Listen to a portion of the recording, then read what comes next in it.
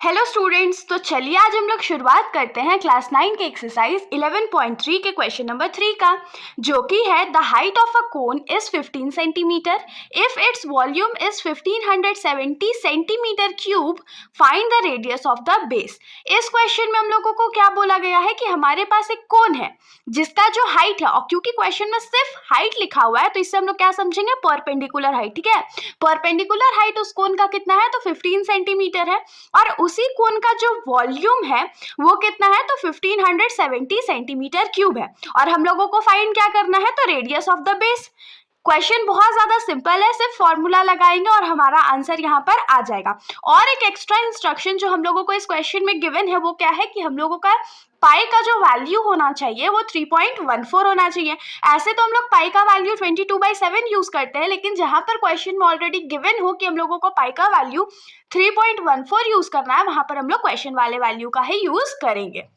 तो चलिए इस क्वेश्चन का शुरुआत हम लोग फिगर बना करके करते हैं।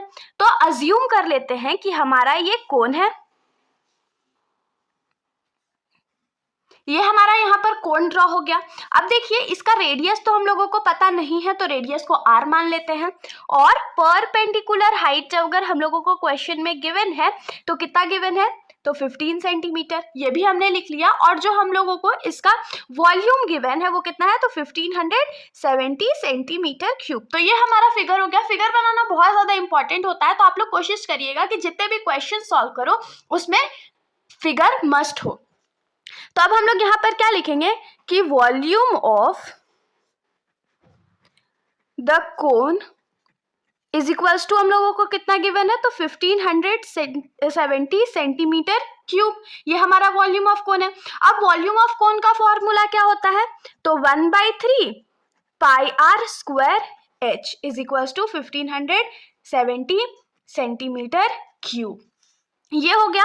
अब यहाँ पर देखिए जो जो वैल्यूज है हम लोग उसको लिख लेते हैं, जैसे कि 1/3 इंटू पाई का वैल्यू हम लोग क्या लेंगे, 3.14 इंटू रेडियस का स्क्वायर हम लोगों को नहीं पता है, और हाइट हम लोगों को कितना गिवन है, तो 15 सेंटीमीटर इज इक्वल्स टू क्या हो जाएगा, 1570 सेंटीमीटर क्यूब।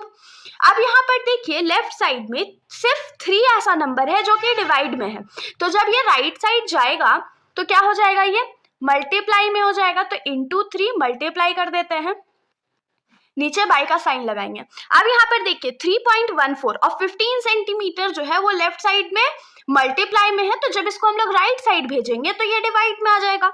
तो हम लोग इसको भेज दिए राइट साइड, तो ये क्या हो जाएगा, डिवाइडेड बाई 3.14 इंटू 15 सेंटीमीटर। और जब हमने यहाँ से सारे वैल्यूज को हटा लिया तो सिर्फ हमारे पास क्या बचा, रेडियस का स्क्वायर।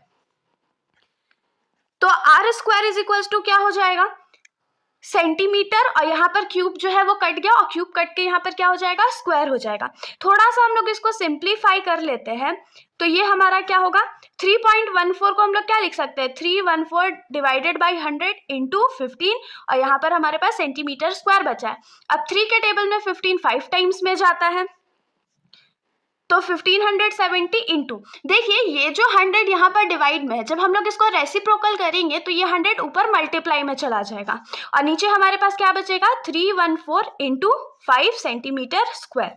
अब 5 के टेबल में हम लोग 1570 को कट करते हैं, तो 5 3 = 15 होता है, फिर 5 1 = 5 होता है, और 5 4 = 20 होता है। अब देखिए ये दोनों नंबर पूरा पूरा कट गया ना, तो हमारे पास जो आर स्क्वायर का वैल्यू बचा वो कितना बचा, तो 100 सेंटीमीटर स्क्वायर।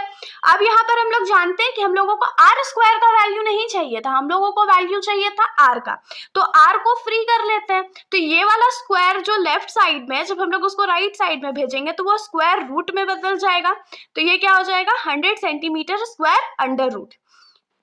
तो 100 जो है वो किसका स्क्वायर होता है, तो 10 का होता है, और 2 बार सेंटीमीटर रूट के अंदर है तो 1 सेंटीमीटर बाहर आ जाएगा। तो यहाँ पर से हम लोगों को आर का जो वैल्यू है वो मिल चुका है। तो हम लोग यहाँ से लास्ट स्टेटमेंट लिख सकते हैं ना कि हेंस द रेडियस